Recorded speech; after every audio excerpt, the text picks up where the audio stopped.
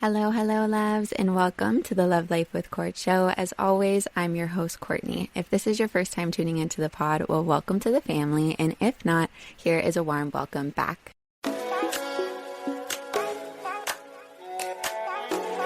Today, I have the opportunity to introduce Farzin Mazinani, who is an award-winning author, holistic wellness practitioner, and transformational alignment coach. He helps high achievers avoid burnout and succeed with joy and ease instead of the hustle and grind so they can enjoy their journey. Thank you so much, Farzin, for being on the show. Thank you for having me here. It's a pleasure to be here, actually. Of course, likewise. Before we get into today's discussion, I would really love if you can take the opportunity to just discuss what has brought you to where you are today as an award-winning author, a holistic wellness practitioner, and a transformational alignment coach. You got a lot of credentials there. So I'm going to start telling you about my journey from the time that I was 12 years old. So Okay. a 12-year-old boy usually is not concerned about the big questions and so on. We are trying to manage our life and go through ups and downs. But at that time, I had an urge to find some key questions, answer to the key questions, like why am I here? What is the purpose of life? And so on. So I had that inner calling that I have to find the answer for those, because I wanted to experience joy in my life. I was not happy with the situation that I was in. Everything looked perfect, but somehow I was not satisfied. I had to find the answer to those questions. So I started my journey as a seeker. So when you're a seeker, you go and find whatever you can, the paths, the books, the information, and the videos. At the time, there was not something like YouTube that you could search things, and we didn't have internet, and so I had to find the information through mostly books. In that journey, I went through a lot of different paths, and I would go in and spend all my time in there, and I would conclude, no, it is not the one that I'm looking for. I'm looking for the highest, the top. So I would change paths all the time, and everybody was confused about my behaviors and the different things that I would go in. One day I was doing the meditation, the other one I was doing the prayer, the other day I was doing this and that. I was doing whatever I could to get closer to finding the answer. And so 12 years passed. So I was 24 years old. And I had a library of more than 1,000 books in my house. Wow. Because I was as I said, the only information you could get at the time was books. So I was collecting books and reading them and trying to find and capture the essence and so on. But I was not satisfied. After all that journey that I went from different paths, and I wasn't satisfied. So I was so frustrated. How can I find the answer? I made a radical decision. I said that I'm gonna go to a room which has no windows. I'm gonna close the door and turn the light off. I'm gonna stay there until I find the answer for joy. That I was looking for joy. So, and I did that. And when I wanted to go inside the room, somebody told me that you're gonna die in there because you don't know how long it's gonna take. You're gonna die from hunger. I said, yeah, maybe they are right. So I went to the market and bought some raisin. Actually, I took that with me just in case if it takes maybe a month or so because I didn't know how long it's gonna take. So I had that urge that I have to find the answer. So I went in, closed the door, turned the light off. It was absolute darkness. So I sat in the darkness, and then I went through a few experiences when it is you're in that situation, you don't know the passage of time, if it's day or night or which day is that. You don't have the sense what is outside, what is happening. So it's all you and yourself. So you have to face yourself. You can't escape it. So I went through some experiences, and I had a test at the time. So I would put the test in and I would fail. So I knew that it is not the one that I'm looking for. And in one of those experiences, something strange happened. I started feeling the heat from inside, and I felt that I'm burning from inside, and everything is shifting in me, and I started sweating and shaking, and all of a sudden everything was bright. In the absolute darkness, I saw different colors of lights, and I heard a lot of music, inner music, beautiful music that you cannot even experience on the outside. So I found out that all the joy that I was looking for is actually inside me. It's not on the outside. I was looking for it on the outside, through the books, through the wisdom, through the paths, but it was inside actually. So that was the big discovery. That was a big discovery. So I found out that there is a difference between joy and happiness. Because for happiness, you need an external factor to be happy. But joy is inside. When you have that joy, it doesn't matter what circumstance you are in. You have that kind of sense of joy. And it emits from you to the outside. You become like a sun that is spreading the lights. It's totally different. So I started to shift my perspective towards life. Before, I thought that I have to be careful, I have to be on my toes all the time, because people can hurt me, situations can make me trouble, I have to protect myself, I have to just be on the fight and flight mode all the time, stressed. So that was the situation that I was in before that experience. But after, I concluded that life is my friend. Life is actually my best friend. So if something happens to me and I don't like that situation, it means that I have received a gift in an ugly paper. The wrapping is ugly, but the gift is valuable. Of course. We threw the paper out because we know something valuable is inside that we are receiving from our best friend. So with that change of perspective, everything changed. You are not fearful anymore. So you start developing a sense of unity and love towards yourself and others. It starts from ourselves and goes out.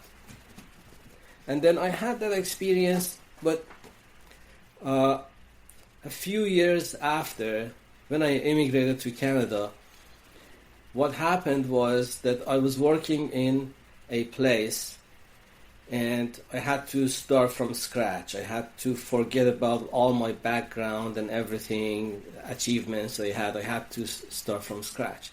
So I was working in a place and I lifted something and I felt that my back froze at the time.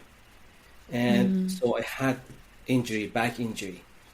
And I lost my job. What happened was, when I lost my job, I had those kind of stress about how can I protect my family, how can I bring the income and those kind of things.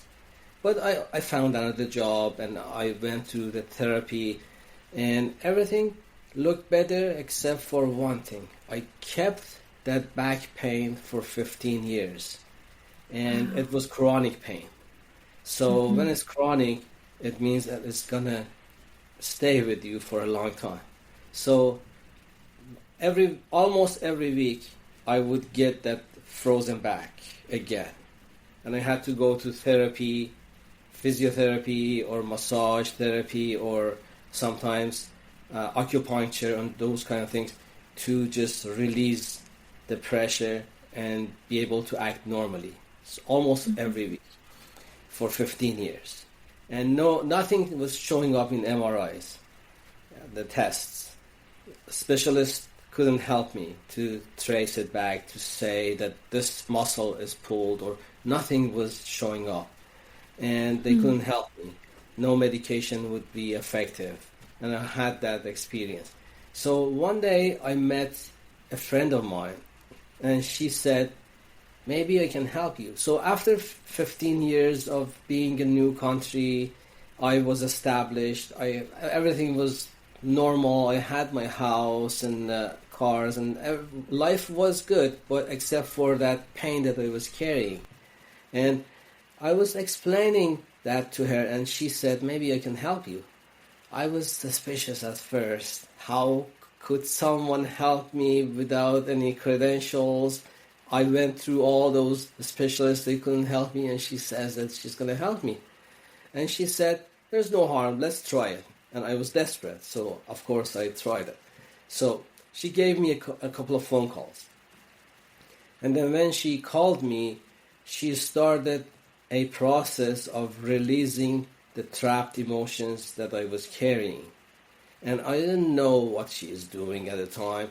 So she just went through the process, finished it, and she said, you should be fine. So I was fine for a week, and I thought it's going to come back. I'm going to have that experience of coming back, frozen back. But it never came back. And I was amazed by a couple of phone calls and releasing those trapped emotions. I was fine. Wow. And she said that, I see that you can do the same thing for other people as well. You have the talent. So it changed the direction of my life. So I started going through the path of entrepreneurship, and I went through the certifications to become an emotion code practitioner under Dr. Bradley Nelson. And then I started helping people to release those invisible conditions that they have, because on average every person is carrying about more than 200 of those trapped emotions, and is affecting their physical, emotional, and mental health. Everything is connected, and that is usually the root cause for those kind of things. So instead of band-aid solutions that we just take a painkiller and kill the pain, we take the message of the pain that is bringing, because it's an important message. It says that something is wrong. So we trace it back, take it to the database of subconscious mind, and find the information in there and remove the root cause. And it doesn't have the side effect. It has side benefits. Why? Because when you take a medicine, they say that it might have some side effects. But when you remove the root cause, it might be the root for other problems that we have as well. And one of those things that that person worked on me at the time that removed those trapped emotions was removing my heart wall. I didn't know about heart wall, what heart wall is. But she explained, she said that sometimes trauma that we face in life, emotional or physical trauma that we face, everybody face some adversity, things that happen that we don't expect, especially in relationships. When we face those kind of things, we protect ourselves by making a shell or wall around our heart energetically, because our heart is very sensitive. Heart electromagnetic field that is around the heart is much vaster than the electromagnetic field that is around the brain. And so we have to protect ourselves. We have to protect our heart. So when we are in that situation, dilemma, we just build up that shell around our heart. We use those trapped emotions, the energies that are stored in our body. We layer by layer, we create, our subconscious mind actually does that to protect us, create that shell around our heart. And what happens is that, imagine that the war is over, a few years has passed, and we are living still in that bomb shelter. That when we were exposed to the bombs and stuff, we went to the bomb shelter, but we don't know that the war is over. We are still living in there. So that is the situation that we are in when we have a heart wall. And more than 93% of people, based on Dr. Bradley Nelson's research, have the heart wall. So their connection is limited to themselves and to others. It limits our connection. So it was a life-changing experience for me, that heart wall removal. And I started doing the same thing for other people, and I saw the miracles that would happen to their life after. So it's a transformational experience. And then I started developing some other stuff as I was working on other people as well. For example, the beliefs that we carry, they are very important. They are like filters. When we have a specific belief, it actually, what it does, the belief is exactly, we can see whatever that is within the belief, not whatever that is outside. So it narrows down our vision, that belief that we carry. And something strange happened. Somebody came to my house, and she was a nurse back home, and she was explaining that as she was working in the hospital, two people came, and one of them both have headaches. So they came to the hospital for the headaches. And one of them was diagnosed with a severe migraine. And the second person was diagnosed with a tumor in the head that was very close to the brain. And the surgeons said that we cannot operate that because it's very close and it's very advanced, so there is no chance. You're gonna just pass away within a month because it's very advanced. We cannot do anything about it. So what happened was the second person passed away within a month. And the first person was fine because they gave the medications to him and he went back home and he was fine. So what happened was the parents of the second person came to the hospital to grab the medical files, and they noticed that on the test somebody else's name is in there. So yes, somehow their files were switched.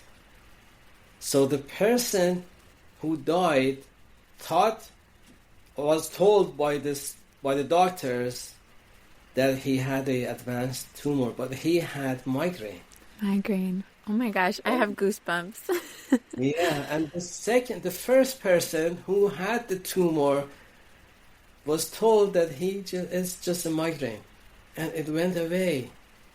So that changed my perspective about the beliefs. Beliefs can be that strong that they can kill us or cure us, So it's very important to work on the beliefs. So I've created a system to work on people to just find those subconscious beliefs, and then there's an emotional charge towards the belief. When I release that emotional charges, it neutralizes the belief. So I can replace it with some empowering beliefs so they can practice it and apply it in their life.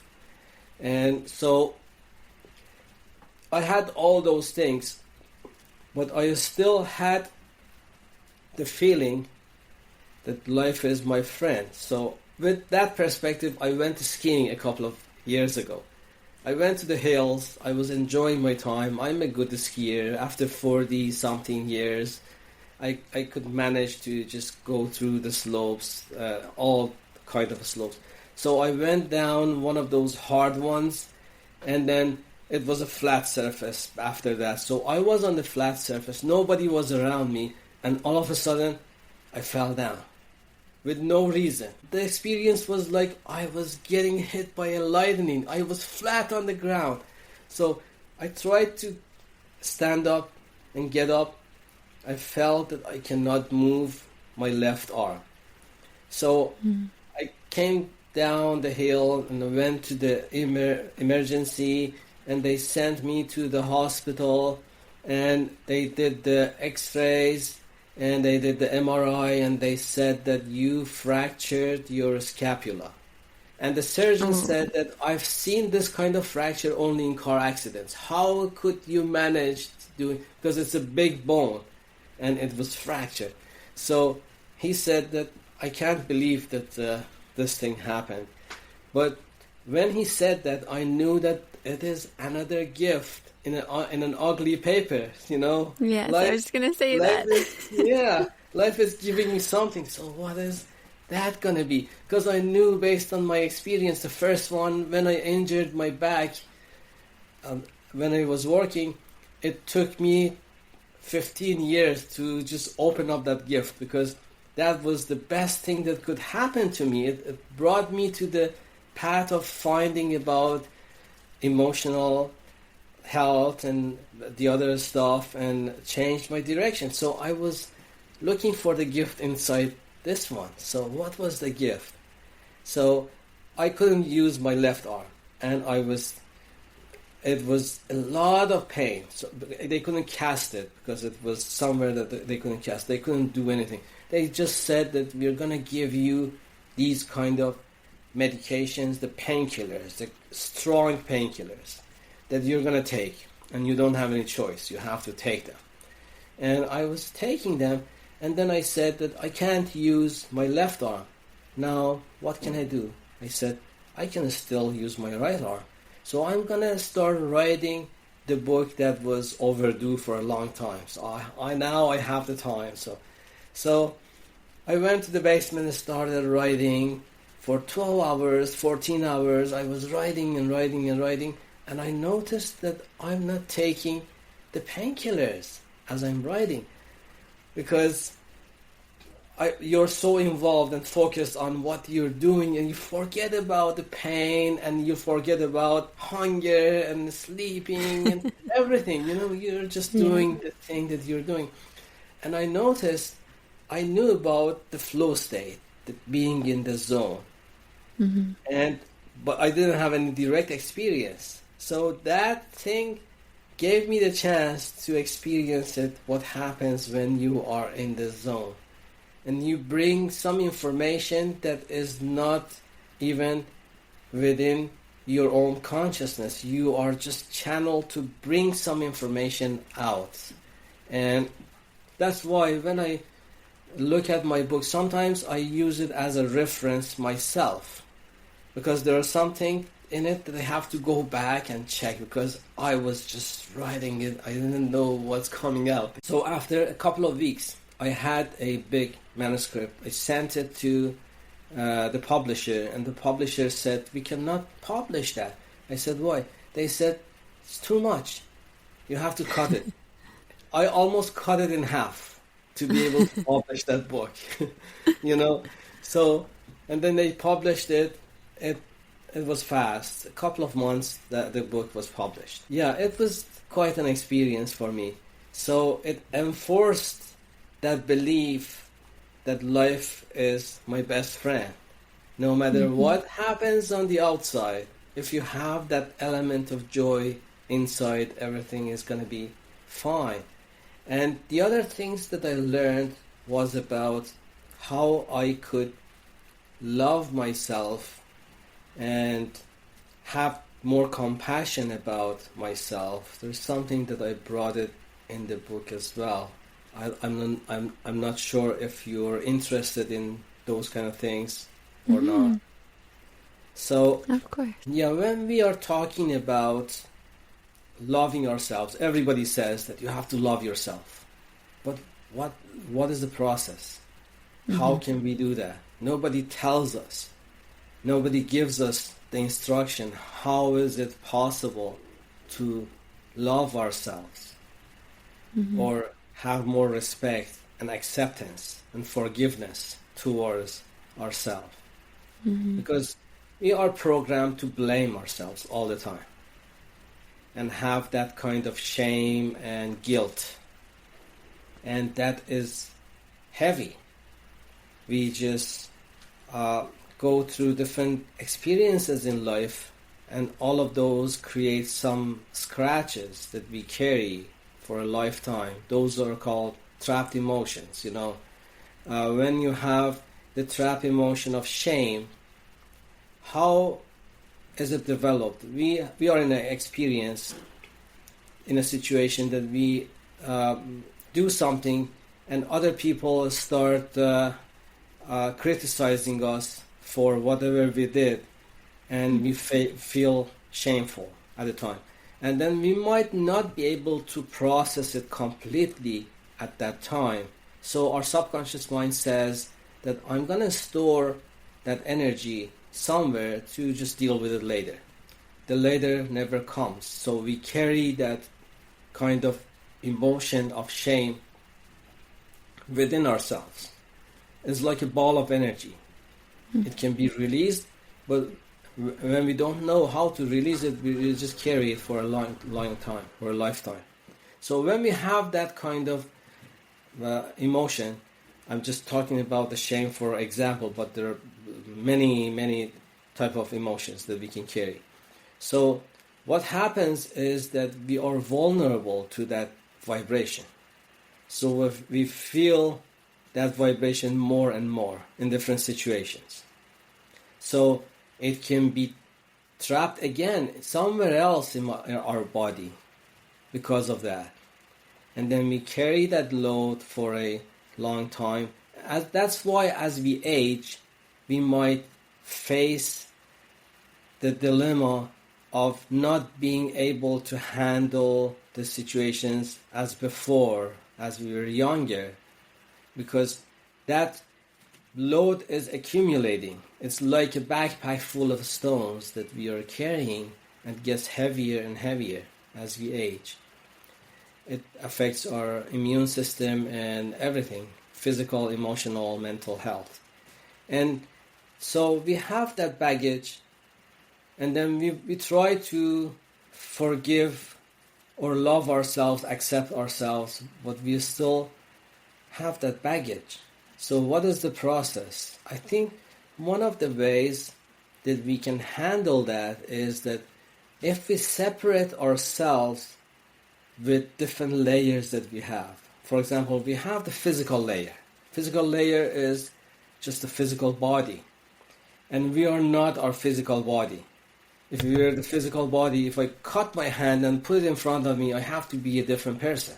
But I'm still me, I'm not my physical body. I'm not my emotions, because if I get angry, I should be the different person if I'm my emotions. Mm-hmm. But I'm still the same person. So I'm not my thoughts. If I be my thoughts, if I stop thinking about anything, I have the silence in my head, I shouldn't exist, because if I'm my thoughts, I shouldn't exist because there's no thought at the time. So I'm a consciousness that is beyond those layers, the layer of physical, emotional, and mental. Mm-hmm. And those layers are just like clothes that you wear, that sometimes there is a stain on the cloth that we wash it off and it goes out. So those clothes can become dirty and it can be washed out. But when we just associate ourselves with our physical, emotional, and mental, things start to get complicated. But if we know that we are the consciousness that is beyond all those, we start developing that kind of compassion towards ourselves, that our clothes are dirty, so they need to be washed. So we look at it that way. Mm-hmm. We don't say that I am angry, because we know that anger is just happened and it is just one of those layers, or getting some stain on it and those kind of things.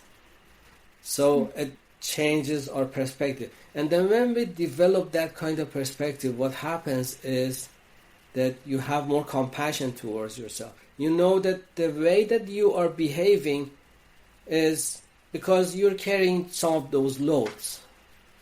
It's not that you are intending to hurt somebody or hurt yourself. That's just those loads, those emotions, the trap emotions that you're carrying are just filters that making you to behave the way that you're behaving. And the interesting thing is, when you find that about yourself, you start developing that compassion towards others as well. When you look at others, you don't look at their behavior, you don't look at their appearance, you don't look at their emotions or even beliefs. You see the gold that is inside, that jewel that is inside, that was covered with some layers. You know, you start changing your perspective towards others. You have more compassion towards them. You know that if he is behaving or she is behaving like this because of the experience that he or she had, and she is carrying that baggage that scratches all the way, it is not easy. So you start developing that kind of compassion towards others, because you see that in yourself, and then you can see it in others. So yeah, it changes everything. When you look at yourself and others with that perspective, with that kind of consciousness, life is beautiful. Of course. I really resonate with what you're saying. There's kind of two ways that you can look at life, right? And it's a choice if you want to embody the joyful side and looking at every challenge or experience as an opportunity to learn and grow, or sitting in, self-pity and shame and guilt and not wanting to find a way to come out of that. Were there points along your journey where you really had to challenge your limiting beliefs, and how did you do that? Yeah, it is an ongoing process. So limiting belief, we are bombarded with programming. Programming is everywhere in a society. When you just turn on the TV and the school and the friends, we are bombarded to that kind of idea that sometimes we just feel that is the way it is. For example, I'm living in Canada, and sometimes I go south to the United States, and some people think that we are living in igloos in here. And so, riding polar bears to work. Yeah, polar bears, and that's the mindset that they have. So, and some people in here, when I talk to them, they think that people when they go to Texas, everybody is like, they have that, old Wild West kind of things. They are in the street and on the horses, and they have those cowboy outfit, and everybody is like that, and everybody is carrying the gun. And I came from Iran, and the interesting thing is that when I came to Canada, I was working somewhere, and they said, "Where are you from?" I said, "I'm from Iran. I came from Iran." And they said that, is it hard in here? Because you never had that kind of experience about the snow. You didn't have the snow in there. So I said, I was in the capital, which is Tehran, and I was raised in there.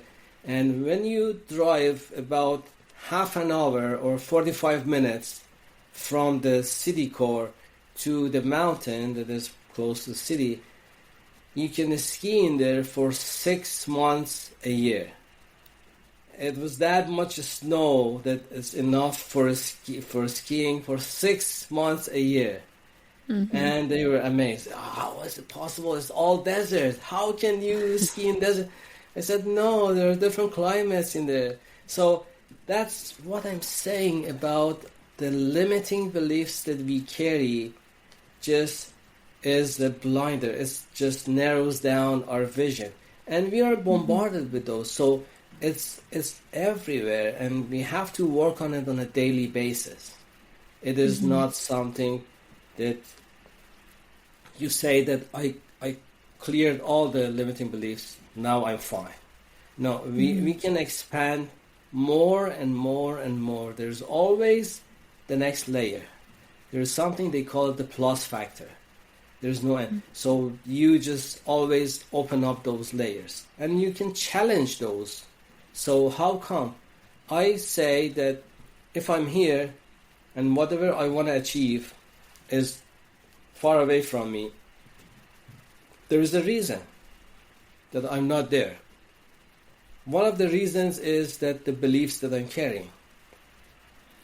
So I start brainstorming with myself and bring it down on a journal. What belief can I carry that causes me to not to be at my target right now? They might be, for example, the fear of not failure, the fear of success.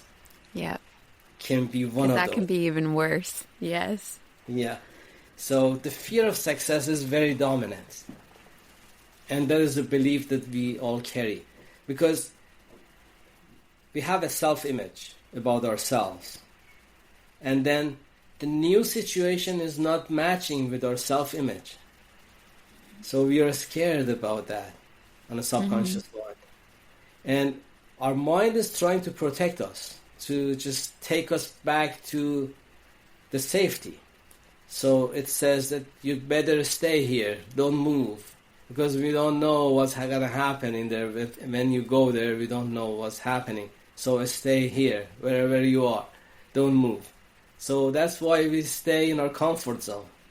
And then because we are fearing the success. There are lots of people, when they win the lottery, there has been multiple research that when they win the lottery, after a couple of years, they file bankruptcy because they do stupid things that lose all the money that they earned, because the new fame or the new wealth is not matching with their self-image. So they do self-sabotage.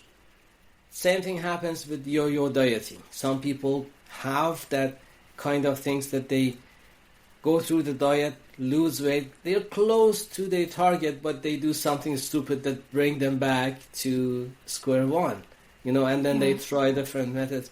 So when the self-image changes, then you're going to be changed. The transformation happens. And I think that is something that happened to you too, because you have that experience of losing weight and staying healthy and stuff. You changed your self-image. You changed the image that you had about yourself. So that is very important. And sometimes we have to challenge our beliefs. Because we have to say, I have something called practicality factor. If it's practical for me, I take it. If it's useful for me, I take it. If it's not useful, I don't need to take it. So I challenge my beliefs. I say that I have this kind of belief, and I just, through the question, is it helping me or is it hurting me? If it's helping me to expand, to be better, to just have more joyful experiences, I take it. Otherwise, I don't need it. So you can challenge your beliefs that way. That's a great way to look at it. For myself, whenever it comes to challenging, like if I'm feeling nervous about something or I have a lot of limiting beliefs around it, like, can I do this? Or is this actually meant for me? Or having like imposter syndrome, I give myself the opportunity to write down every single bad thing that could happen, every single belief that I may have about it. And then I write down everything good that could happen and what could come from it. And I make the conscious decision in that moment on what to focus on. Because no matter what, those beliefs will always exist, right? They'll always be somewhere in the energy, because our beliefs really resonate with the energy that we're putting out, right? And Yep. I look at it as I can water the good beliefs or I can water the bad beliefs, because they both exist. And where do I want to put my focus on? What do I want to grow? Well, I want my good beliefs to grow on what this opportunity could bring me. And really recognizing that it's all energy.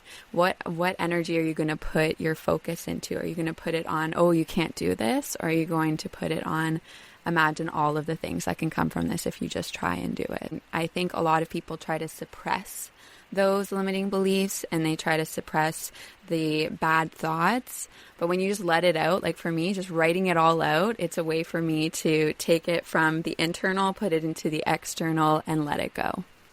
Mm-hmm. Yeah. That is actually something about writing it down. It helps the manifestation process, because you are bring it down to the physical. The idea that you have, whatever that is in your mind, you just feel it, so you bring it down to the emotional level, and then you just write it down. And you are conscious when you're writing. You are in the moment when you're writing. So it helps you to bring it to the physical, whatever it is. So if there is something that you want to change in yourself, you can start writing that sentence 15 times a day, and it helps to bring it to your life, you know. It helps to just to see, you can see the effects, how it is changing within you, because you're changing that perspective, you're changing that vision that you have about yourself. Your self-image is changing with that. Yes, it's very effective. Of course. And you touched on self-love at one point, and how you can begin to start your self-love journey. Like, how can you actually do it? How can we say, oh, I love myself, but make that tangible? And one thing that I didn't recognize along my journey of self-love is that just making the effort to love myself is loving myself, like putting myself first, doing things like meditating and manifesting and prioritizing my body. Maybe I feel a little bit of stress, like, oh, I don't know what to start with, but wanting to start is all about, like, that is what self-love is wanting to put effort into you. In terms of, making that tangible, what would you recommend for people to begin their self-love journey? So the self-love journey is important, almost a priority in our life, because the amount of love you can receive from others depends upon how much you love yourself. So the capacity that you have depends upon the love that you have for yourself, because if you don't love yourself, how can you expect others to love you? Because you're rejecting their love. Because you say that I'm not deserved to receive that love. So we have to start from there and increase our capacity. How can we increase the capacity? So what is love? It's doing something without expecting to receive anything in return. So we can practice it on a daily basis. We can say that I'm going to practice it. Every day I do something without expecting the return, and it enlarges your container about love. So there are some practical ways, but for some people who want to be more serious about that kind of things, so there is something called labeling. You said about sometimes we are nervous, I had that experience. I wanted to go and to the public speaking engagements, and when I would stand in there to start speaking, I would feel that I'm shaking, my hands were shaking. I was nervous,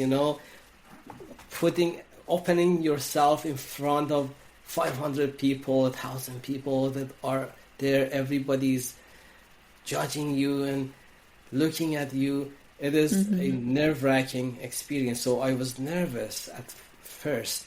Then I decided I'm gonna play this game to see what happens.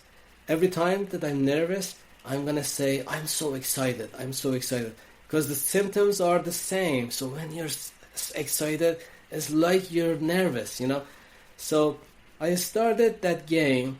It worked perfectly, but by changing the labels. So, and I apply it to the different aspects of my life. For example, sometimes you want to do something and you're serious about it. You start it, but you never finish it because your subconscious mind is like a train that is going south. And we are in a train, we decide to go north. We start walking towards north inside the train. Where do we end up? South, of course, because the train is going south. So we do make conscious decisions, but they are not matching with the programming that we have, whatever that has brought us to here, up to this point. All the beliefs, all those images that we carry, all the emotions, all the things that the automatic reactions that we have, they are all in our subconscious mind, which is a million times stronger than our conscious decisions. So we are powerless in that scenario.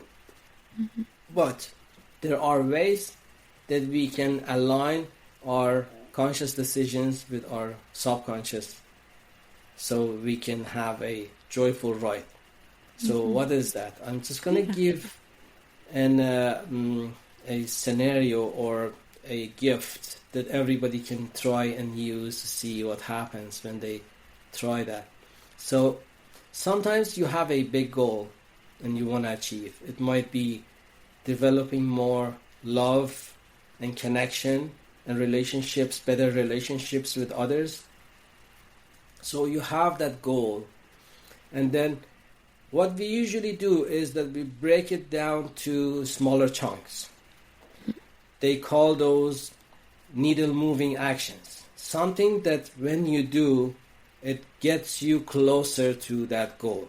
And we all know those actions, what they are. Everybody knows. And if we don't know, we can ask ChatGPT. So, yeah, there are all the information is there. We know what should we be doing. But the problem is that when we start doing it, the resistance comes because of the safety factor in our subconscious mind that wants to just take us back to wherever we are because we are more comfortable and safe in there. So instead of going through the path of hustle and grind to pass through those barriers, there is another choice. That choice is to look at it from the different perspectives. So instead of saying that I have these little tasks that you're moving me towards my goal, I say that I have these little games that I'm gonna play. So you change the label from task that comes with the resistance to game. Games are fun. Yeah. We even play hardest games with a lot of challenge, but we are having fun. So you just change the name to game. So you have a bunch of games to play. And then before you go to sleep, we're gonna review those little games and pick a couple of them. When you are close to going to sleep, you are in the alpha mode. So your brain is, your subconscious mind is wide open. The guard is wide open. You can throw whatever you want in it. Whatever that we want is different than whatever we usually do. We usually put all the concerns, all the stress, all the anxieties, all the fears, the blames, everything. Before we go to sleep, we just threw all those into our subconscious mind, But let's change it. Let's put those little games in there. So you review all those little games and pick a couple of them and then sleep on it. So what happens is that it is inside the subconscious mind. And then when you wake up, actually it's a 10-step process in my book, but I'm going to summarize it in 3 steps. So the first step was the game plan, that you do before you go to bed, before you go to sleep. And then the second step is called warm-up, because for every game you have to prepare yourself first. So warm-up is the mental rehearsal. Before you open up your eyes, what you do is you review that game. You imagine that you're playing that game during the day and you're having fun. You are on the podium and you're celebrating because you just finished the game and you're happy. You just review it in your mind. And then again, when you are just waking up, before you open up your eyes, that is the best moment to program the subconscious mind. Mm-hmm. So you throw a couple of punches, one before going to sleep and one right after waking up. Now, what happens is during the day you just play that game.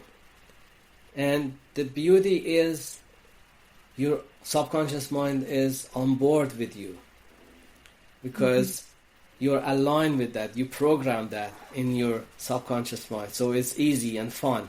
So you can do that things. So whatever goal that you have, you can use that technique to achieve it with joy and fun instead of hustle and grind. Because we always have heard that when you want to come out of your comfort zone, you have to go through the path of hustle and grind, and you have to face the circumstances. You have to be strong. So some people can achieve their goals that way, but they are like wounded warriors. So they didn't enjoy the journey because they're battling all the time. And then at the end, they are so tired out that they cannot even celebrate. But what if there's a better way? This better way is just to enjoy the journey. Take it as a game and go through all the ups and downs that is in the game. And at the end, you see yourself on the podium celebrating and you enjoyed the ride as well. It was so funny because this morning I was actually watching a YouTube video about that, and she was saying that when a lot of people like play the game of life, like really life is just a game that we can utilize to our advantage. And she said when many people play the game of life, they're just waiting to the end goal and they don't realize that that end is death.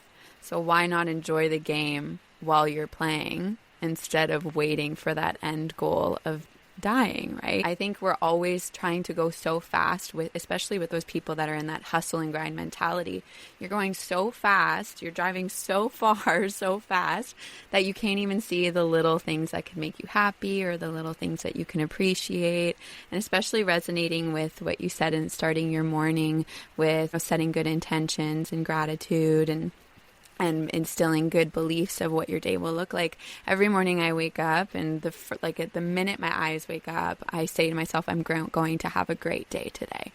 And when I forget to do that, it reflects into my day so easily. Like I'll remember I didn't remember to tell myself I'm going to have a great day today. Especially, I know there's a lot of science behind it, like our beta waves and all that. But even if it's placebo effect, I think when we start the day with high expectations in the sense of I will only allow today to be prosperous and for myself to practice gratitude for every opportunity that comes my way. Like even when I'm driving and I get stuck in traffic, I'll say to myself, like, I'm grateful that I'm here because maybe along the way I could have gotten in a car accident. We're always where we are meant to be. And when you can embrace that perspective, life just becomes so much more beautiful and slower.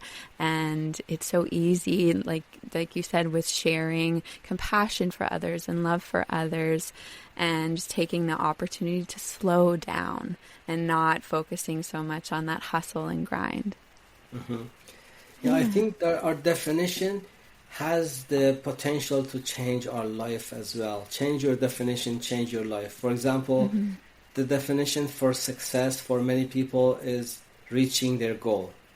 So when I ask people, what is the definition of success for you? They say that when I reach my goal, I feel successful. But if that be the definition, we are losers. Because how many times, what is the percentage of the times that we spend on the podium? It's very short, momentary. It passes. So on our life, most of the time, we are miserable, but there are a fraction of time that we are successful with that definition. But we're going to change the definition now. We're going to say that success means moving toward a worthy goal with joy and ease.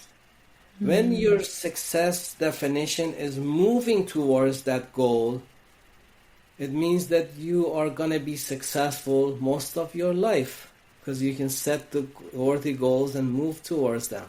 You can be successful most of your life. So it changes everything. Of course. And again, for the life, if you say that life is hostile, what happens? You experience the harsh side of life all the time. You see that. It's whatever we pay attention to, we just experience. It's a reticular activating system in the brain. When we buy a new car, we see that in the streets all over the place. The day before we didn't see. It doesn't mean that the cars were not there. They were there, but we pay attention to them. When something is important to you, you pay attention to it. So when you set your intention in the morning that I'm going to have the best day ever today, then you're putting your attention to that part and it starts to develop, Yeah. So it's very important to do those kind of exercises and change your definition. So when you say that life is my friend, you see the friendly side of life. When you say that life is my enemy, you see the enemy side of life. If you see the same definition for joy and happiness, if you say that joy is inside me, I don't need any outer circumstances to make me happy, because I have this kind of joy in my heart, then you have it wherever you go. You're not dependent upon other people to give you joy and give you the best experience. You're carrying with yourself everywhere you go, and then you can even give it to others because you have it all the time. So with those definitions, you can change your life. Change your definition, change your life. It's very easy. And it can be as simple as one word, right? Like where some people may say, why does this happen to me? Like, why is this happening to me? Instead of saying, this is happening for me. Just that one word can change your entire perspective on how you're looking at a situation. And where that really resonated with me is when you touched on where you had injured yourself when you were skiing. And the same thing happened to me, except I was not a pro on the slopes. And I fell really, really hard on a jump, and it was all ice, and I hit my tailbone. And I thought it was fractured. Like the pain was just, I couldn't sit down. I could barely move. It was so bad. And it lasted, I would say, over a year. And I was going and getting x-rays. They were not able to see anything. And I just couldn't figure it out. And I was at the point, I was starting my spiritual journey. I was like, I'm going to start learning, like, what is that associated with? Injury on a tailbone. And at that time, I was very unfulfilled. I was at a point in my career where I just didn't feel like I was doing what I was meant to be doing. I didn't know where to go next. I felt very stuck, which I know you are a pro at that topic, but I just wasn't sure where to go. And I learned that pain in the tailbone and in that area is typically associated with self-pity. And when I learned that, I started changing my thought process. Instead of saying, why am I stuck here? What am I going to do? Or why did I go to college for this and I'm still not happy? Like I just had all this self-pity constantly talking in my mind. And I replaced that and the pain went away. And every time, it's been about 3 years, every time I get into that habit again, maybe the goal that I'm working on is not going along the timeline I expected, I'll fall sometimes into that self-pity tendencies because it's a journey. We're never perfect, right? We have some tendencies we fall back into, and that pain will come back for me. And I strongly believe that injury was an opportunity for me to learn how often I fall into self-pity and changing my entire beliefs. And when I was at that point, before I had learned that, when I was at that job, the pain was excruciating. The minute I'd get home and I'd start recording on my podcast or doing something that I really loved, the pain would go away. And I thought, well, maybe it's like the chair that I have at work, or because, I was sitting at home and I was fine. I'd sit at work and it all had to do with my thoughts. Now, in terms of being stuck, because that's what I felt, I was falling into self-pity, and it related to just feeling stuck in my life and where I was. What suggestions do you have for people that are maybe in a similar situation where they feel stuck or they don't know where to go next? So, if we look at the airplane is on the ground. The reason it's on the ground that it is its weight is putting it on the ground, and in order for the airplane to go up in the air, it is faced with two kind of forces. One is the lift force, and the other one is drag force. Drag force is always the weight of the plane and the resistance to air and those kind of things that is making it stuck on the ground. And the lift force is when it starts moving, the air that is around the wing creates a lift force. So it starts to go, and all of a sudden it's off the ground and it goes up to the air. So we have two forces. One is lift force and one is the drag force. And for us, it's the same. The drag force is usually fear.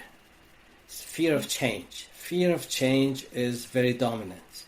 Even something like fear of success is coming from the fear of change, So when we know that fear of change is holding us back, we can examine that, see ourselves in different situations that we are facing it, and when you examine that, you can decide to keep it or leave it, or whatever you want to do with that, because you're seeing it, and seeing it is like a light that is in a dark room. When you turn on the light, all the darkness is gone. So as soon as you see it, you can deal with it. The same thing goes with the trapped emotions, or whatever else that you're experiencing in your life. The first step is recognizing it, seeing it. It's very important. So what is the lift force? The lift force is love. It's a magnetic field of energy that is pulling you out of your comfort zone, but with joy and ease. Why? Because, you said that when you were doing the podcast, you were fine, but when you were at the job, you were not fine. So the difference is that you are in the things that you are meant to be doing, and you are in the things that you just love to do, instead of going to the job as a duty to do this and do that, and it's not pleasant, So that is the difference, the big difference. So love is the key. So if we focus on the things that we love to do, and then we just recognize the barriers that we are carrying towards it, it helps us to move forward. The lift force is going to get stronger than the drag force. And then we are like an airplane that goes into the air. So it helps us to moving forward. And sometimes we can develop that kind of love inside. For example, there's something that we have to do we know we have to do, but we hate it. So when we say that I hate that thing, we are sending out the energy, the blockages that is just like a concrete wall that we cannot pass. But even in our mind, we close our eyes and we start finding some good aspects of doing that thing, and we feel ourselves in there, enjoying the ride, enjoying whatever that we are experiencing. As you said, even in traffic, we can have the gratitude of maybe this is something that is helping me, protecting me from an accident or something like that. There is always something that we can find. So when you develop that kind of gratitude, that leads to more love, and then that lift force is gonna get stronger than the drag force, and then you can move forward. But sometimes there are blockages in the subconscious mind, the beliefs that we carry, the emotions that we carry, and we all need some kind of detox to just reduce those. It all comes, if we want to do ourselves, the process is simple. We have to start with the first part, the first side of the process, which is recognition, recognizing whatever we are facing. Because a lot of times we are carrying those baggages, but we don't know. And everybody else is telling us that you have that problem, but we deny it. We don't want to see it. You know, it's always like we have the filter towards ourselves. We don't want to see those kind of things. It's like, I don't know, when we were kids and in the school, sometimes the other kids play this nutty game that they put something as a sticker to the back of the teacher. So the teacher is in suit and tie, and they put a sticky note on the back. It says that I'm a fool, for example. And then the teacher was going around the school and everybody was seeing that kind of a sticker on the back and started laughing at him, but he didn't know what's happening, why everybody is laughing at me. So we carry those kind of stickers all over the place. We cannot see them, but we are carrying it all over our body, all over the place. If we be able to recognize those, they disappear. It's like, I don't know if you remember before the age of digital camera, we have those film camera. With film cameras, it was different. So we had to take the snapshots. It was 24 or 36 snapshots that we could take, and we would take it to the store so they would develop it. Where do they develop it? In a dark room. Because in the dark room, those images can exist. If those film is exposed to light, they all go bad. You know, I'm gonna use the same analogy. When we have those images or stickers that we carry, as long as they are in the dark room, they exist. They can live. But when we start seeing them, it means that we are exposing them to light. So they're gonna dissolve. Yeah. They're not gonna be there anymore. Wow. And That's a great way to look journaling, at it. journaling helps a lot about our self talks and those kind of things. Helps a lot.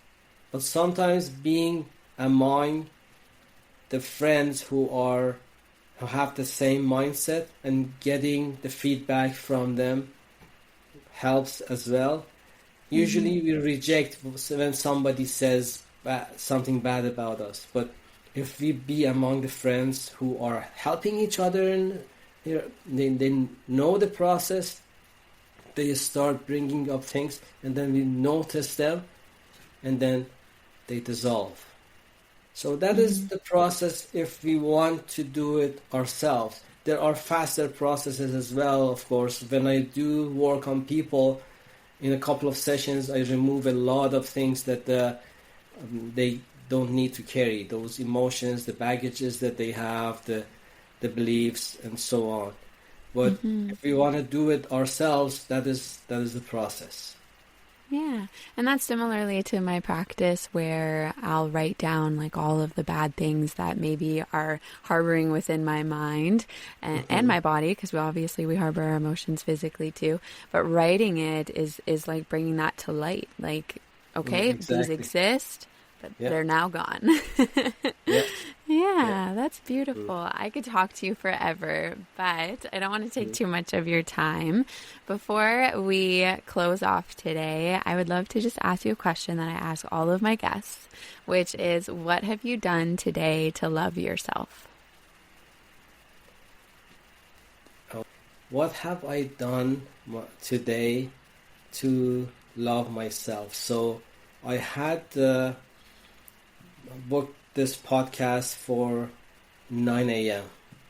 So when I woke up, the first thing that I said was that I am going to enjoy my time during this podcast, and there are a couple of other podcasts that I'm gonna go on today as well. But the thing is that I had that kind of feeling that today is the best day of my life. And then when you have that kind of feeling, it's the warmth that you feel within yourself. And you become that love. Because sometimes you say that I do this to love myself, but what if I am the love? For example, the sun. Yeah, the sun. Sometimes we feel the sun is shining. Sometimes there is a cloud in there. We don't. There's shadow. We don't see the sun. So what if we are the sun? Then it doesn't matter if the cloud is there or not. We are in there. You know. When you are in there, you don't even need to love yourself because you are all in that state. You are love. Yeah. It's beautiful. I love that. I think that might be the best answer I've gotten. That was very beautiful.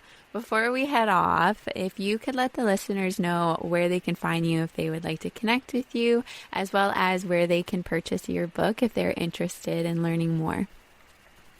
Okay, so my website is joyfulfix.com.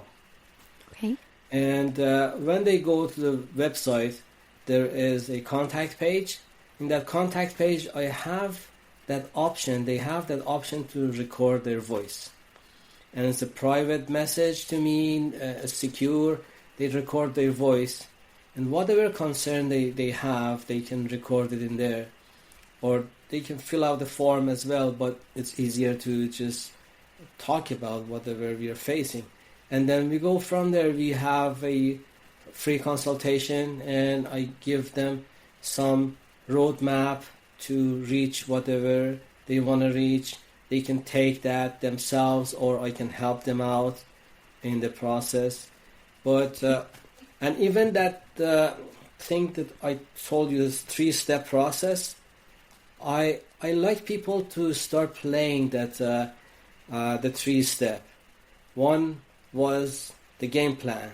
The second step was warm up, and the third step was playing. I encourage people to start playing that game, and then when they play for a week, if they connect with me, I give them something that supercharges that process. Okay. And I just give them some ways that they can enhance the process that make it even more effective. So they can connect with me through that the contact page. And also there is something else. So I've developed a quiz. That quiz is covers health, wealth, relationship, and happiness. Those kind of things that we face sometimes the problems, we have to know which area of life is a little bit needs more attention. There are like 4 tires of a car. So if one tire is flat, we cannot move fast. We cannot move far. All 4 should be pumped up. The pressure should be appropriate. So proper pressure. So what is they go take that quiz. There's 20 questions, and it gives them the score of which area of life they need to pay more attention. It's a free quiz they can take. It's joyfulfix.com/quiz. Perfect. They take that quiz, they get their score, and they know which area they should focus on. Because that is the symptom. That is the effect. It's not the cause. So the cause might be something else, but it is showing up in that specific area of life. They have the option. And the link for the book is in the website as well. It is on Amazon too. The name of the book is Joyful Fix: How to Break Free from Stagnation and Move Forward in Life. So the link is there. When they purchase it from Amazon, I send them the free audiobook as well when they communicate with me. I send them the free audiobook as a gift, because sometimes that is the way that I consume the material and the books. I just listen to them. So I like other people to have that chance too. Awesome. And for all the listeners, I'll ensure to put the links below in the show notes so you can just click on it and go check out Farzin's website. Farzin, thank you so much for being on the show. The insight that you have shared, the energy that you have gifted us is just so beautiful, and I really, really appreciate you taking the time to come on the show. Thank you for inviting me. Of course, it's such a pleasure. And as always, with the listeners, a friendly reminder to not only be kind to others, but also to your beautiful, amazing self. We will see you on the next episode.